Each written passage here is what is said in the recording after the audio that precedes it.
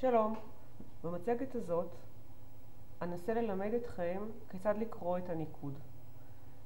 כדי לעשות זאת אני נעזרת בשתי מילים, קווים ונקודות. לא סתם בחרתי את המילים האלה, למילה קווים יש משמעות וגם למילה נקודות יש משמעות. המילה הראשונה היא קווים. כשאתם אומרים את המילה קווים אתם שומעים תנועת בעברה הראשונה, בקה. לכן כל מקום שיש קווים, אם זה קמץ, שזה קווים כאלה, או פתח, שזה קו כזה, הוגים את התנועה כמו במילה קווים. לדוגמה, בא, מר. העברה הבאה במילה קווים, שומעים אי. כמו בעברה באנגלית יש למעלה נקודה, אותו דבר בעברית, בכל פעם שיש נקודה למטה אנחנו הוגים את זה אי, אם זה בחיריק חסר ואם זה בחיריק מלא. זכרו, כמו באנגלית, נקודה למעלה או נקודה למטה, הוגים אותו דבר וזה נראה אותו דבר, נקודה. לדוגמה, חיצים, מילים.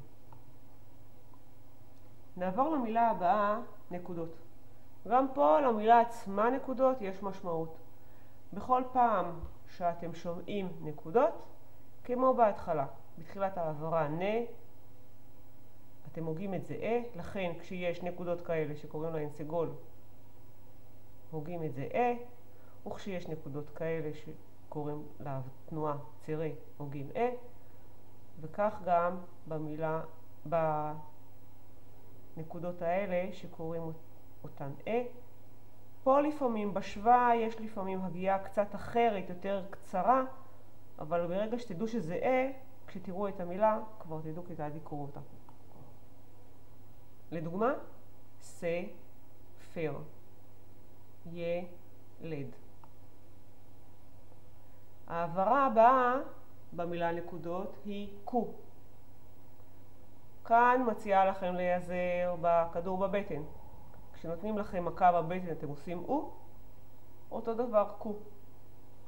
גם את המחרוזת הזאת של 3 נקודות הוגים לדוגמה, שורה, בא. העברה האחרונה במילה נקודות היא או.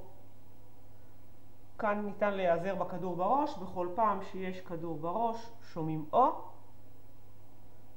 אם יש ו' וגם אם אין ו', הוגים את זה או. לדוגמה, אור, חוב, דוב, תוף. ונתרגל קצת.